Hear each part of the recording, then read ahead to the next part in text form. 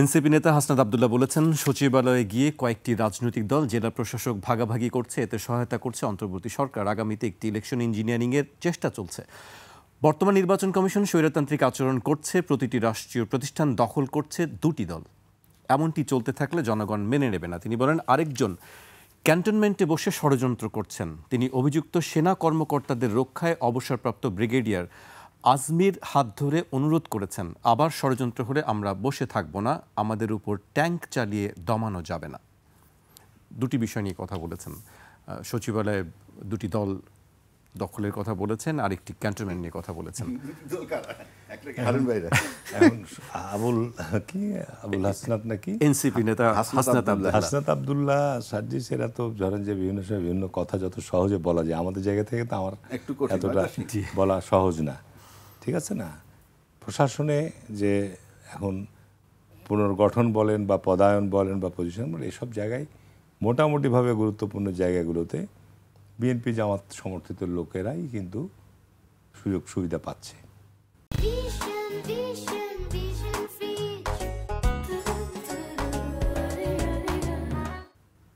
কিছু ব্যতিক্রম হচ্ছে। আগে বর্তমান যারা কর্মরত তারা তো আপনার বিগত 15-16 বছর যে ফ্যাসিবাদী শাসক ছিল ওই সময়ের এই লোকগুলোই তো ছিল। তো সুতরাং এখান থেকে ঢালাও এভাবে বলা, এটা স্পেসিফিক বললে ভালো হতো। তার কারণ যে লোকগুলো যাচ্ছে অহেতুক তাদেরকে বিতর্কিত করে দেওয়া হবে। কারণ বিগত 8ই আগস্টের পরে অন্তর্বর্তীকালীন সরকার 64টা জেলা নতুন ডিসি নিয়োগ দিয়েছিল এবং এই ডিসি নিয়োগ দিয়ে ডিসিদের ব্যাপারেও অনেকেই অনেক অভিযোগ আপত্তি ছিল। কিন্তু আপনার এই ডিসিগুলো তো আপনার 1.5 বছর মানে মোটামুটি 12-14 মাস কাজ করে আসলো। এর মধ্যে যাদের এলাকায় যারা কিছু অপ্রীতিকর ঘটনা ঘটেছে তারাকে প্রত্যাহার করেছে। সামনে নির্বাচনের পূর্বে সকল জেলারই ডিসি পরিবর্তন হবে, সকল জেলার পরিবর্তন হবে। এখন এইটা আপনি যদি মাইক্রোস্কোপ দিয়ে খুঁজতে যান যে এই কর্মকর্তাগুলো আচ্ছা কোন দলের আনুগত্য করেছে বা অনুসরণ, তাহলে দেখা যাবে যে হয়তো বিএনপি বা জামাত বা আপনার আওয়ামী লীগও পাবেন এর মধ্যে। তাদের মধ্যে দেখা যাবে যে এরা নিরপেক্ষ, এরা বিগত সময়ে সেরকম কোনো এর সাথে জড়িত ছিল না। সুতরাং আপনাকে তো প্রশাসনের লোক তো আপনাকে হঠাৎ করে আপনি তৈরি করতে পারবেন না। আপনার বাংলাদেশে যত আপনি নিয়োগ হোক, এখনও যেগুলো নিয়োগ হবে কেউ না কোনো দলের তারা সদস্য সম্পৃক্ত, কেউ সমর্থক, এর বাইরে তো আপনি লোক পাবেন না। সুতরাং এটা একটা ঢালা অভিযোগ করাটা ঠিক না। আমি ব্যক্তিগতভাবে মনে করি যে যখন কোনো নির্বাচিত সরকার রাষ্ট্রীয় ক্ষমতায় দায়িত্ব নেবে, সবসময় দলীয়করণের অভিযোগ আনা হয়। আমি এটাকে দোষের মনে করি না। আপনি আমেরিকার সরকার পরিবর্তন হওয়ার পর যখন আপনার রিপাবলিকান আসে বা ডেমোক্র্যাট আসে, তখন দেখবেন যে সারা পৃথিবীতে তাদের যে অ্যাম্বাসেডার বিভিন্ন দেশের নিয়োগ থাকে, সেটা মেয়াদ শেষ হওয়ার সঙ্গে সঙ্গেই নতুন অ্যাম্বাসেডার নিয়োগ দেয় তাদের মানে লোক, তাদের দেশের গোটা প্রশাসনিক কাঠামো রদবদল হয়। স্বাভাবিক, কারণ আপনার তো কাজ করতে হবে। আপনি ব্যুরোক্রেসির মধ্যে ডেপুটি সেক্রেটারির সংখ্যা ধরেন যে 1000, তো এর মধ্যে মাত্র 64 জন ডেপুটি কমিশনার হবে। তো এইখানে প্রশাসনের ওই যে আপনার যাচাই বাছাই কমিটি নেই, কী কমিটি আছে, সেই কমিটির মধ্যে দিয়ে একটা ফিট লিস্ট তৈরি করা হয়, ফিট লিস্টের মধ্য দিয়ে আপনার নিয়োগ দেওয়া হয়।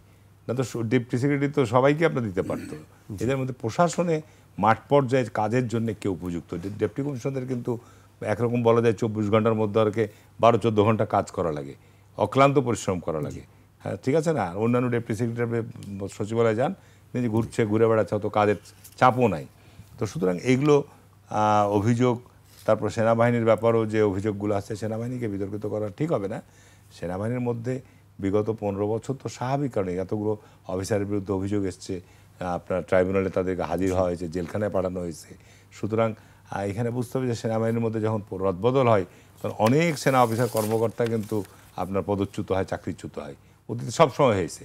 সুতরাং আগামী দিনে নতুন সরকার আসলেও দেখবেন যে সেনাবাহিনীর মধ্যে বিগত সময়ের তাদের আমলনামা অনুসন্ধান করা হবে, যে বিগত সময়ের তাদের আমলনামার কর্মকাণ্ডের মধ্যে কারা কিভাবে কি করেছে না করেছে। আর সবচেয়ে আমাদের দেশের যেটা বড় সমস্যা, আগেও বলেছি যে সকল প্রতিষ্ঠানের মধ্যে দুর্নীতির একটা বড় আপনার সমস্যা আছে। এইটার জন্য আমাদের দুর্নীতি দমন কমিশন এই প্রতিষ্ঠানকে শক্তিশালী করা এবং এইটার ব্যাপারে প্রাতিষ্ঠানিক ব্যবস্থা গ্রহণ করা। এখন আপনি সেনাবাহিনীর একজন জেনারেল বা সেনাবাহিনীর একজন ব্রিগেডিয়ার জেনারেল, তার কর্মকাণ্ড সম্পর্কে আপনি পদক্ষেপ নিতে গেলে আপনি ভয়ে আপনার হাত পা কাঁপবে নিতে গেলে আমার চাকরি থাকবে কিনা। আপনি একজন সচিব, একজন এমপি, একজন মন্ত্রীর বিরুদ্ধে আপনি সিটিং, তার বিরুদ্ধে আপনি কোনো ব্যবস্থা গ্রহণ করতে যাবেন না, এটা ঠিক না। এটা যদি আপনি সত্যিকার দেশকে একটা শৃঙ্খলার মধ্যে আইনের সুশাসনের জায়গায় আনতে চান, তাহলে অপরাধী হিসাবে আপনাকে ধরতে হবে। তো যে কারণে এই জায়গাগুলোকে যদি আমরা ঠিক করতে পারি, এটাই তো আপনার আজকে আমাদের প্রত্যাশা। এই জুলাই আগস্টের যে আন্দোলনের যে বৈষম্য মুক্ত বাংলাদেশ আমরা গড়ব, আমরা আপনার অনিয়ম দুর্নীতি বন্ধ করবো, এগুলো তো আমাদের চিন্তা বা এগুলো আমাদের প্রত্যাশা।